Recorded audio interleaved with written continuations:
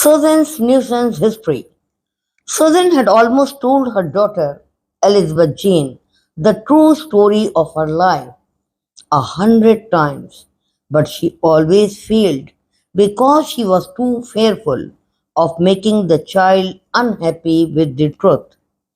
So the innocent girl grew up in the belief that the relations between the happy, friendly sailor and her mother, the ordinary ones that they had always appeared to be.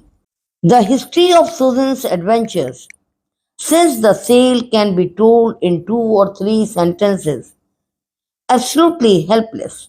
She had gone with Nelsons to Canada, where they had lived several years without any great success, though she worked as hard as any woman could to keep their cottage cheerful and well provided. When Elizabeth Jane was about 12 years old, the three returned to England and settled in Falmouth. Newson made a living there for a few years as a boatman. He then found employment as a sailor on the Newfoundland route. It was during this period that Susan began to realize the truth about what she had done. A friend to whom she had told her history told her that the auction was not legal and she ought there not to think of herself as Nelson's wife. At that her peace of mind was finished. When Nelson came home at the end of one winter, he saw the change in her. There was then a time of sadness in which she told him she doubted whether she could live with him as his wife any longer. Newson left home and went back on the Newfoundland trade when the season came again. A little later, mother and daughter received the vague news that he had been lost at sea. This, however, solved a problem which had become a torture to Susan's conscience. She never saw him again. The sailor, drowned or not, was gone from their lives, and Susan decided that she must search for her first husband. If he was still alive, it was the only right thing to do. The difficulty lay in what to tell Elizabeth Jane. She finally decided to remain silent. She would leave it to Henchard, if they found him, to take what steps he chose.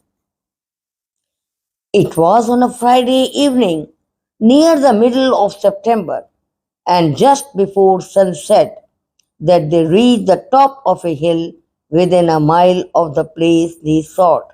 They sat at the edge of the road and looked down on the town of Casterbridge and its surroundings. Two men passed along the road, talking loudly.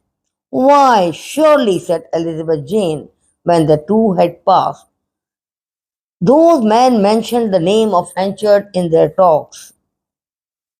The name of our relative. I thought so too, said Mrs. Newson. Shall I run after them and ask them about him?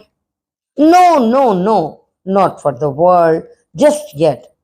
He may be in the poorhouse or in the jail, for all we know. Dear me, why should you think that, mother? It was just something to say, that's all. But we must make private inquiries. The lamps of Casterbridge were being lit as the two women entered the town, and the music of a brass band could be heard coming from the town centre. In an open space in front of the church, a woman was standing, holding a loaf of bread.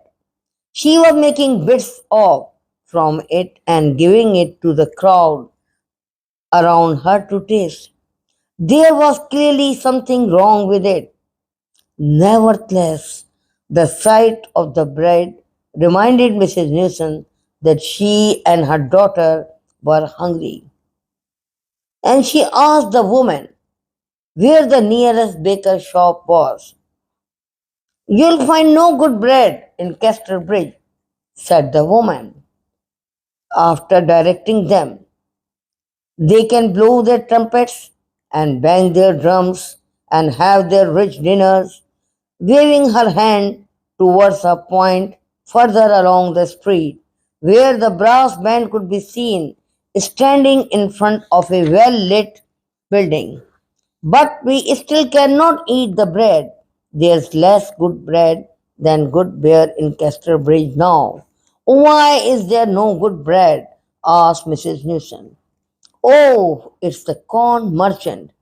He is the man that our millers and bakers all deal with, and he has sold them bad wheat. No one knew it was bad, so they say, until after the bread was baked, so the loaves are flat and heavy and wet inside. I have never seen such bread as this in Casterbridge before, but you must be a real stranger here not to know all this.